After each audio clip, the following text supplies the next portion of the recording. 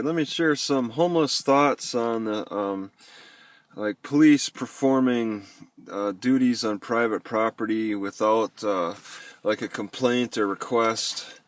Now, if cops are getting so bored that they're uh, going on the private property to harass people, to enforce laws, or to threaten, intimidate, whatever, we don't need so many cops in the city then on the beat. They don't need, we don't, you got too many cops on shift if they're going on the private property and having to perform these special duties for the private businesses. All right, so it's a manning issue, it's a staffing issue, it's a bloat. Okay, it's like bloated software for any program. It's like working with Adobe products, all that bloat with the slow upload speed, or yeah, the down whatever to get it running, to get your program running. But yeah, it's something where you want to look at your budget as a city and see. But how do you really how do you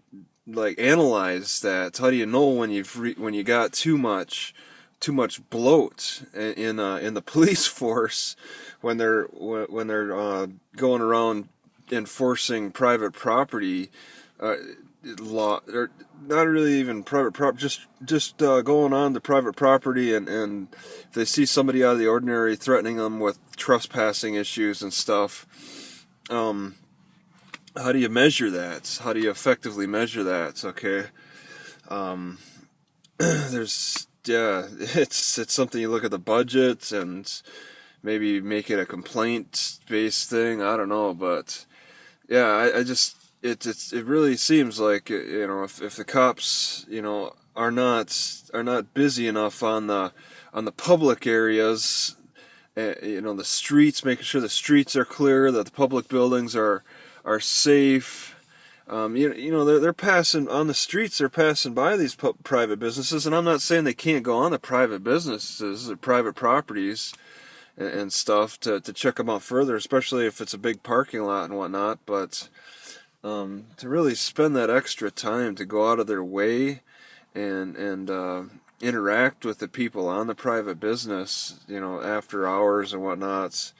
I mean, it's going above and beyond. It's turning it into a private security issue, and you could save the taxpayers some money by reducing the police force bloat and letting the businesses have a little bit more money to invest in private security, if that's what needs to be done. If the private business sees that as a problem, the public duty cops, the ones that are paid to protect and uphold the law and all that, they're taking it upon themselves doing extra duty, and if it's too much bloat. And I mean, in a lot of cases there's going to be preferential treatment issues with that. Okay, not all businesses are gonna have equal like security. So, and then you'll get a problem with businesses trying to compete with each other for the attention from the public cops, maybe enticing them with donuts or discounts for particular businesses. So you're going to have problems with that. All right, the public cops should not be so much invading in on the private security realm. Okay, it causes it'll cause a disparity in effective enforcement. I mean, the public cops should really have, they'd have a broad range. I mean, of duties. That you have the city cops who focus in the city. Okay, they do their public protection. And then if they're a little overwhelmed, there's a sheriff department too, with the deputies that cover the county that can get called in as well.